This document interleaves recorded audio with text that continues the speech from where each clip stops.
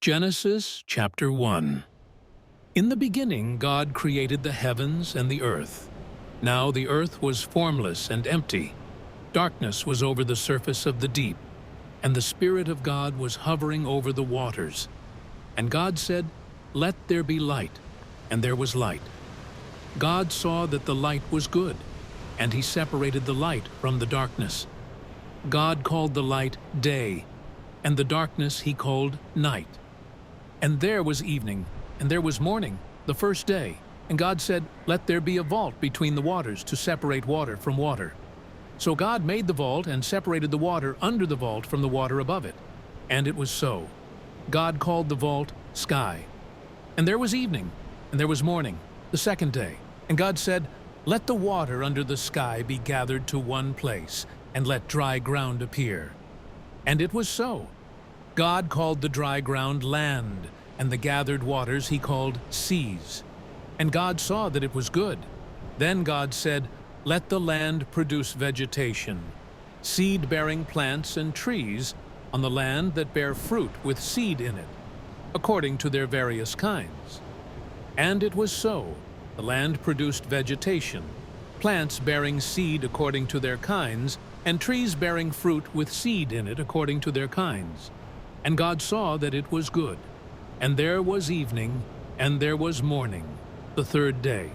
And God said, "Let there be lights in the vault of the sky to separate the day from the night, and let them serve as signs to mark sacred times and days and years, and let them be lights in the vault of the sky to give light on the earth." And it was so. God made two great lights, the greater light to govern the day, and the lesser light to govern the night. He also made the stars.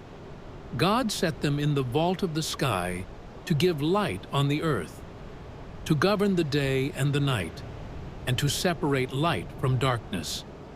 And God saw that it was good. And there was evening, and there was morning, the fourth day. And God said, "Let the water teem with living creatures, and let birds fly above the earth across the vault of the sky." So God created the great creatures of the sea and every living thing with which the water teems and that moves about in it, according to their kinds, and every winged bird according to its kind. And God saw that it was good. God blessed them and said, "Be fruitful and increase in number, and fill the water in the seas, and let the birds increase on the earth." And there was evening, and there was morning, the fifth day. And God said, "Let the land produce living creatures according to their kinds, the livestock, the creatures that move along the ground, and the wild animals, each according to its kind." And it was so. God made the wild animals according to their kinds, the livestock according to their kinds, and all the creatures that move along the ground according to their kinds. And God saw that it was good. Then God said, "Let us make mankind in our image, in our likeness, so that they may rule over the fish in the sea and the birds in the sky, over the livestock and all the wild animals, and over all the creatures that move along the ground." So God created mankind in his own image. In the image of God he created them. Male and female he created them. God blessed them and said to them, "Be fruitful and increase in number. Fill the earth and subdue it. Rule over the fish in the sea and the birds in the sky, and over every living creature that moves on the ground."